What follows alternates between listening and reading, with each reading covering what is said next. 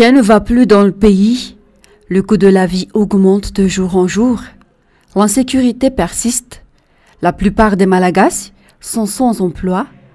Les étrangers occupent de places par l'abus et litige des biens des Malagasy. L'État devrait faire face à ces problèmes qui font souffrir la population. Les membres du gouvernement doivent changer leurs actions selon les contextes socio-économiques.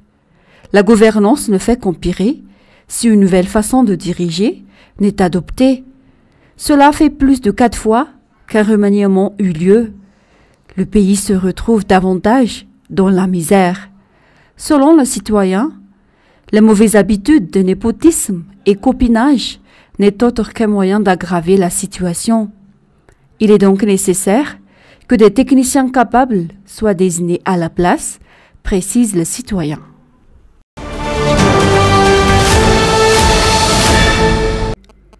Le Premier ministre Christian Tse a été maintenu à son poste après mini-remaniement au forceps, mais qui rappelle finalement le mythe d'une montagne et qui n'a accouché que d'une souris.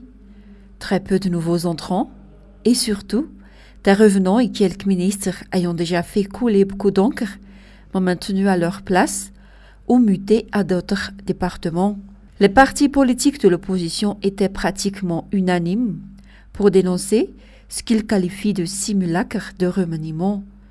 Pour eux, c'est un nouveau signe que le président de la République actuelle ne dispose pas autour de lui ou au sein de son parti politique de suffisamment de personnalités aptes à l'aider pour assurer une meilleure gouvernance du pays, et que le régime actuel est toujours marqué par le népotisme et le copinage.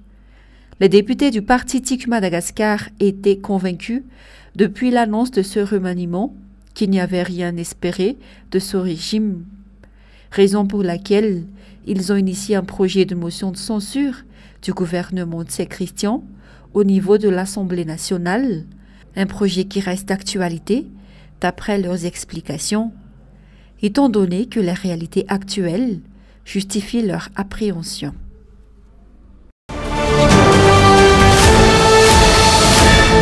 Le secteur du tourisme au niveau mondial s'est effondré dès le début de la pandémie de Covid-19 depuis bientôt 3 ans. Cela a frappé de plein fouet tous les acteurs impliqués dans le secteur et Madagascar n'a pas été épargné. Le 5 mars 2022, une décision qui comprenait quelques points a été rendue. Une disposition liée aux mesures sanitaires, aux exigences fiscales durant le temps de crise et à la suspension des vols. La Confédération du tourisme de Madagascar a apporté son point de vue sur cette question en vue de redressement du secteur tourisme en particulier et en vue de soutenir l'économie du pays en déclin depuis le début de la crise sanitaire.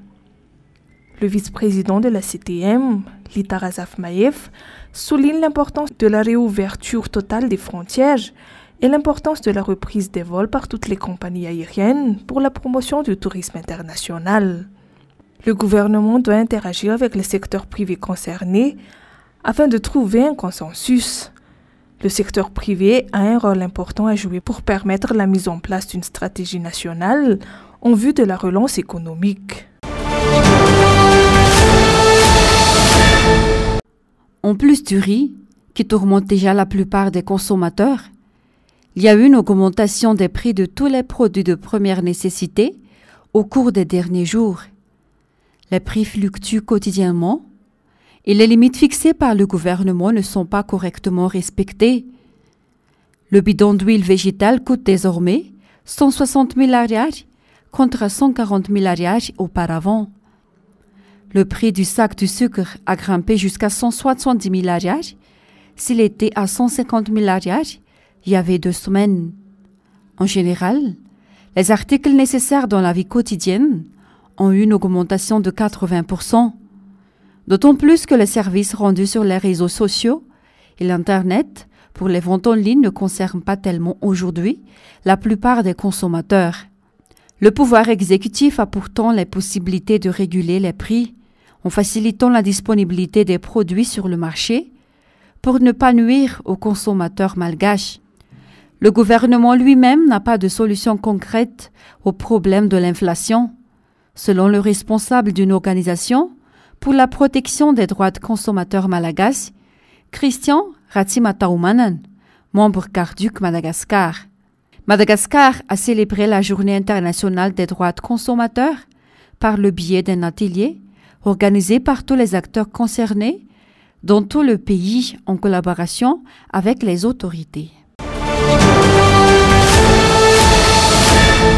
C'est dehors que cette mère de famille prépare le repas. Les écoliers ont dû ramasser leurs cahiers par terre et on ne parle pas des autres familles qui n'ont plus de toit pour s'abriter. Tôt le matin du lundi 14 mars, un huissier de justice et des membres de force de l'ordre sont entrés dans l'enceinte de ce vaste terrain dans le Fuktan d'Akazumanga Sud qui appartiendrait à un ressortissant chinois. Ceux qui y habitent ont été placés là comme gardiens. Cependant, la propriété aurait été cédée à une tierce personne qui n'hésite plus à proférer des menaces à l'endroit des anciens occupants. Ce père de famille, qui affirme habiter sur le terrain depuis plus de 21 ans, affirme que le dossier fourni par le nouvel acquéreur sont faux et illégaux. En plus, le terrain est encore en litige au tribunal, donc aucune décision quelconque ne doit être prise.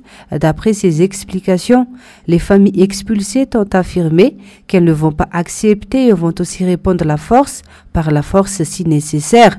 En raison de la présence des journalistes sur place, l'huissier de justice, les membres de force de l'ordre, ainsi l'acquéreur du terrain sont partis. Il s'agit d'un seul cas dans le Fuktan d'Akazumanga Sud.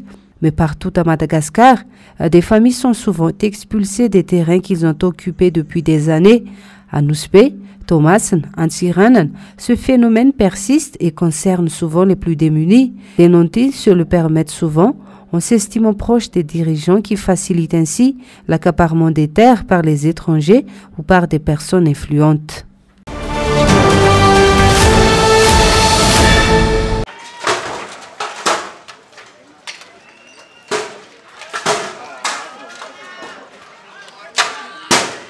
Les étudiants de l'Université polytechnique de Windhoek se sont à nouveau mis en grève ce mercredi. Une énième manifestation pour revendiquer le calendrier de paiement des équipements et de leur bourse de 5 mois. Les étudiants sont sortis du campus dès 6h30 du matin pour faire entendre leur voix. Ils ont disposé des pierres au milieu de la route. Des éléments des forces de l'ordre sont arrivés sur les lieux pour gérer la situation et disperser les manifestants. Des gestes qui ont exacerbé encore plus les étudiants. Ces derniers ont lancé des pierres, tandis que les éléments de l'hémorrhague ont riposté par des tirs en balles de caoutchouc et des grenades lacrymogènes. Au moins 4 étudiants et des membres des forces de l'ordre ont été blessés. 2 étudiants ont été interpellés par les forces de l'ordre. Sur ce, les étudiants de l'ESPA de Windhoek réclament la libération immédiate de leurs camarades. Ils revendiquent aussi le paiement de leurs équipements et bourses. Seule l'activation des cartes Hypocash a été effective il y a 2 semaines. Par contre, la date de paiement n'est pas encore définie, explique un étudiant de l'établissement. Rappelons qu'au début du mois de mars, ils avaient déjà manifesté à cause du retard de paiement des bourses d'études. Au lendemain de la grève, les responsables ont initié l'activation des cartes sans pour autant annoncer la date de paiement.